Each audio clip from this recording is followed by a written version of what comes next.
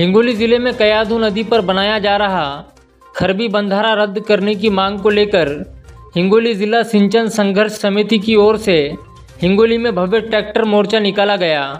Tractor मोर्चा सोमवार 9 सितंबर को हिंगोली के शिवाजी महाराज पुतला परिसर से शहर के मुख्य रास्तों से होते हुए जिला अधिकारी कार्यालय पहुंचा। मोर्चे में सैकड़ों ट्रैक्टरों के साथ हजारों लोग शामिल रहे। हिंगोली जिले में बहने वाली कयाधु नदी पर खरबी गांव में बंधारा बनाने को मंजूरी के साथ साथ 995 करोड़ रुपयों की निविदा भी शासन की ओर से निकाली गई है।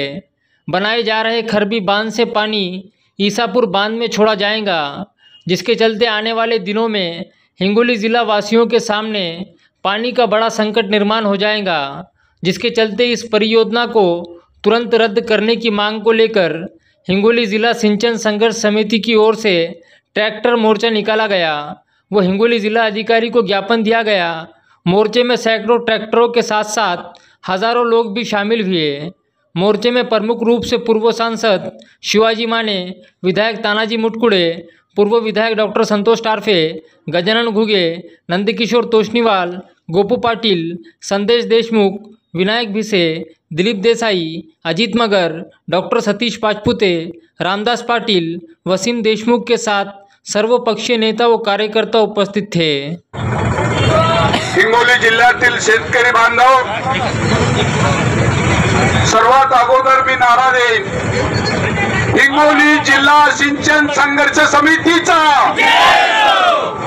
एवढ्यानंच कसं होईल, ते कलेक्टर बसवले जाईन झालंय। हिंगोली जिल्हा सिंचन संघर्ष समितीचा धन्यवाद।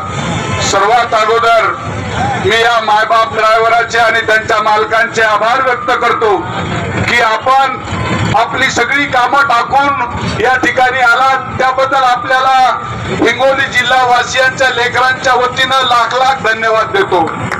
मित्रहो, आज आम्ही इथं ट्रॅक्टर का आणले असतील? हे ट्रॅक्टर आम्ही एवढ्यासाठीच आणलेत की आता आमच्याकडे बैल उरला नाही आणि ह्या ट्रॅक्टरच्या मार्फत आम्ही मशागत करतो आणि जर मशागत नाही करता आली आणि कुणाच्या ऑफिसवरून सरकारवर जर येळ आली तर नांगर फिरवल्याशिवाय शेतकरी गप्प बसणार नाही। हे तुम्हाला त्यासाठी आम्ही हे ट्रॅक्टर आणले आणि एवढ्यावरच हे सरकार जर ऐकत नसेल तर मागे आम्ही एक जेसीबी ठेवली। भाडीचे जे कोणी खरबी बंधाऱ्याला जाईल तो बंधारा पाडल्याशिवाय आम्ही राहणार नाही, हे दाखवण्यासाठी आम्ही जेसीबी त्या ठिकाणी आणलेली। मित्रांनो, काही लोक आमच्या बाबतीमध्ये आमच्या फूट पाडण्यासाठी गैरसमज करून देत आहेत। कुणी काय सांगतं की मग हे पाणी आंध्राला चाललंय, मग याचा उपयोग काऊन करीत नाहीत? कोण म्हणतं उपयोग करीत नाहीत? एक नाही, दोन नाही, 57 योजना हा आमच्या 2001 पासून प्रलंबित आहे। त्याला किती पाणी लागतं? एका योजनेला 2 दलगमी पाणी गळीत धरा, अर्धा धरा, एक धरा, तरी आम्हाला किमान 60-70 MM³ पाण्याची गरज आहे। आणि ही नदीवरून ईसापूर मध्ये हे पाणी किती सोडायला लागले? 109 MM³ पाणी। राज्यपालांनी आमच्या जिल्ह्याचा सिंचनाचा अनुशेष मंजूर केलाय, तो आहे 15,000 हेक्टरचा। ते भिजवण्यासाठी किती पाणी लागतं? तर त्यासाठी पाणी लागतं 57 MM³ पाणी आम्हाला लागतं। मग ते पाणी कुठून आणणार आहे? तुम्ही अगोदर आमच्या त्या पाण्याची व्यवस्था करा, 15,000 अगोदर आमचं सिंचन करा आणि उरलेलं काय असेल ते नंतर तुम्ही नांदेडला घेऊन जा, ही आमची पहिली अट आहे। आजपर्यंत आम्हाला रोखलं की कयाधूवरती बांधारे होत नाहीत, काय तर म्हणे 5 मीटर उंचीचे होत नाहीत। आता निकष बदललेत, शासनाने निकष बदललेत, कमी उंचीचे सुद्धा बांधारे तुम्ही त्या ठिकाणी उच्च पातळी बांधारे घेऊ शकता। या बांधाऱ्याला किती पाणी लागणार आहे? किती सिंचन त्यामधनं होणार आहे? 1 नव्हे, 2 नव्हे, 7 उच्च पातळी बांधारे हे आमच्या कयाधू नदीवरून होणार आहेत। बरं मला सांगा, काही लोक आमचे काही फुल झापा द्यायला लागले, नाही हो पूरच लई आले. आर भाडीचे 2006 पासून आताच पूर आला. मधात का पूर आलते का? काही सांगायचं, उचलली जीभ आपली लावली टाळाला. आणि मला सांगा, हे पाणी जर इकडं जर रोखलं आणि इसापूर मध्ये जर वळवलं तर खालच्या लोकांना काय द्यायला काही शिल्लक राहील? चितोडा काहीच राहणार नाही. मग मला सांगा, हीच कयातूब आहे. कधी तुम्हाला भरभरून देते तर कधी दुःखही देते. कवा माय आपली आपल्याला चापटही मारते. तशी 10-20 वर्षातून येतात कवा पुरं. आपल्याला रोज मरत त्याला कोण रड? आमच्या तर त्या नदी काठच्याला सगळ्याला सवय झालेली आहे. खरीप गेलं की रबी येते, रबी गेलं की उन्हाळी पाणी आम्हाला तीच कयातूब आहे देते. अरे हीच जर मेली तर आपण लढाऊ कोणापाशी? हा तुम्हाला सांगतो, येणाऱ्या पिढींसाठी सगळ्यात मोठा धोक्याचा इशारा आहे. तुम्हाला येणारी आपली औलाद विचारील, अरे आम्ही प्यायचं पाणी कुठून आणाव? कुठून आणणार आहे तुम्ही पाणी? ही कयातूब जर मृत झाली, इथंच वाळवंट जर पुढं झालं तर आपल्याला पाण्याचा थेंब मिळणार नाही. आमची काही मंडळी आमचीच भावकी आम्हालाच विरोध करायला लागली. आले नाहीत आज मोर्चा, तुम्ही ओळखून गेला असेल कोण आहे.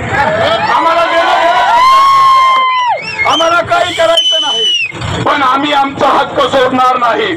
आमचा हक्क आहे कयादूवरती बांधारे झाले पाहिजे. नंबर 1. नंबर 2, आमच्या या कयादू इसापूरच्या जो आमचा कॅनल आहे त्या कॅनलला मायनर 1 ते 17 हे पूर्ण बंद पडले. का आम्हाला तुम्ही हिंगोली जिल्ह्याला पाणी देत नाही? जमिनी आमच्या, घरदार आमचे, आम्ही बर्बाद झालो आणि पाणी मात्र खाली चाललं जातंय. एक वितरिका नंबर 1 पासून ते 17 क्रमांकापर्यंत सगळ्या मायनरला पाणी हे पुनर्जीवित करून त्या मायनर हे आम्हाला पाणी मिळालं पाहिजे. आणि आमच्या जिल्ह्याचे जे काही 57 प्रस्थापित योजना आहेत, 60 तलाव आहेत, त्याच्यामध्ये कळमनुरीच्या आहेत, त्याच्यामध्ये शेनगावच्या आहेत, त्यामध्ये औंढ्याच्या काही आहेत, हिंगोलीतल्या काही आहेत. ह्या सगळ्या योजना जर मिळून केल्या तर हे पाणी 109 तर कुठं गडप व्हायलंय काहीच सांगता येत नाही. अधिकचा पाणी आम्हाला लागतंय. आणि तुम्हाला सांगतो, हे शहाणे काय सांगायला लागलेत. आता आमच्या मुख्यमंत्र्यांनी काय सांगितलं की आम्ही नदी जोड प्रकरणात म्हणे ते विदर्भातलं सुद्धा पाणी आम्ही वाशिमला आणणार, वाशिम वरून पैनगंगेत सोडणार. मग मला सांगा, हे 1000 कोटी तुम्ही कायला खर्च करायले? अरे कडूच्या एवढे तुम्हाला खर्च करायचे तर आमचे राहणे गेले, द्या ना आम्हाला. का म्हणून तुम्ही हे पैशांची नासाडी चालवली? 1 नव्हे 2 नव्हे नाही, 1000 कोटी रुपये हे केवळ या तुमच्या इथल्या खरबी बंधाऱ्यावर खर्च व्हायला लागले. आणि उरलेले पैसे 102 MM³ खाली तुमचा जो तुमच्या बांबळी बंधारा आहे त्या बांबळी धरणावरून तिथं एक धरण बांधायचं आणि उरलेलं पाणी जे पैनगंगेत कयादूचं जातं ते अडवायचं आणि तेही इसापूर धरणात सोडायचं. इसापूर धरणाची उंची वाढवायची. आर भाडीचे एवढं तुम्हाला पाणी पाहिजे तर तुम्ही तुमच्या इकडे अडवान जिरवाना किती जिरवायचं ते? आमच्या हिश्श्याचं पाणी आहे. आमचा जिल्हा आमचं पाणी, आमचा जिल्हा आमचं पाणी, आमचा जिल्हा आमचं पाणी. आणि मी आपल्या सगळ्यांच्या वतीनं शासनाला इशारा देतो, हे खरबी बंधारा त्याची निविदा जर रद्द नाही केली तर आमचा बळी गेला तरी चालेल, परंतु रद्द आम्ही तो बंधारा होऊ देणार नाही, हे तुम्हाला या निमित्तानं सांगतो. आणि विशेष एक आनंदाची मला बातमी आमच्या सापळी धरणवासियांना सांगायची. काल परवाच तुमचं सुद्धा सापळी धरण रद्द झाल्याचं नोटिफिकेशन हे आलेलं आहे आणि त्याबद्दल आता तुम्हाला सुद्धा तुमची चिंता ही आमच्या 14 गावची दूर झाली. परंतु केवळ टाळ्या वाजून चालणार नाही, तर आपल्याला उच्च पातळी बांधारे हे कयादूवरती बांधून झाले पाहिजेत. यासाठी आपल्याला हा लढा द्यायचा आहे, एवढं नम्रपूर्वक सांगतो. आणि परत आपण सगळेजण